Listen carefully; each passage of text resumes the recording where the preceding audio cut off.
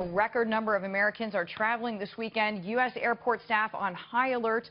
Former D.C. homicide detective Rod Wheeler is with me now. Rod, thanks so much for being with us. If you were on duty with a team this weekend, would you be more anxious than normal based on what happened in Istanbul?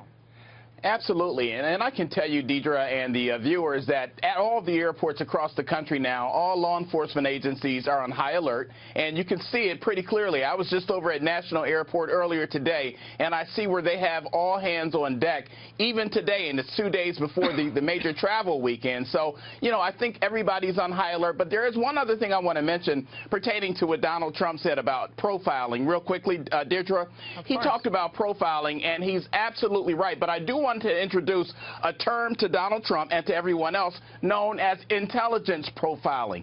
It's a difference between profiling and intelligence profiling, and I think what Mr. Trump was trying to say is that we need to intelligently profile based off of the information and the data that we have pertaining to certain groups. So it's nothing wrong with doing that.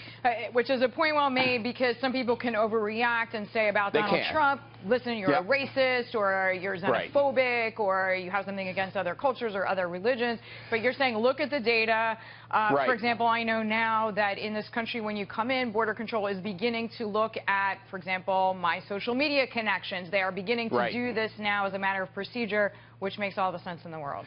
And, you know, and we can do that. Even with this guy, the terrorist down at the Pulse nightclub, Deirdre, we could have profiled that guy intelligently. There was enough data pertaining to Omar Mateen whereby we could have profiled him intelligently, and we didn't do that, but I think we need to start doing that. Real quickly, Donald Trump was not saying paint a broad brush over everybody and profile them. He's saying use the data that we have, the intelligence that we have, and let's get it done that way. And we can actually stop terrorism domestically if we start doing that, Deirdre. Intelligence profiling. I'm going to use that term from now on. That's Thanks to you, Rod Wheeler. Quickly, what do you think of the idea, the TSA has it, to start to move the check-in points a little bit further out, and that is to say just create more blank space and more barriers? A good idea? No.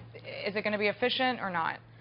I think it is a good idea. Real quickly here, let me just tell you, the airports these days, they've become shopping malls. They don't need to be a shopping mall. Either you're going to fly or you're not. And I think what we need to do is move our barriers back a little bit to the entry doors, and only those individuals that have a ticket should be allowed to get through those doors. You look around the world, other airports do that. We need to do that here. Let's move the shopping malls back to the shopping malls, and let's let the airports be what they are. And just finally here, Deirdre, I think Americans should really be proud to fly and celebrate the 4th of July this weekend. Law enforcement is out there in heavy numbers, and we're going to make sure that our nation is safe this weekend. I guarantee you that. Well, Rod, as always, we thank you for your service. We like the patriotic red tie as well. Rod Wheeler with us there, former D.C. homicide detective.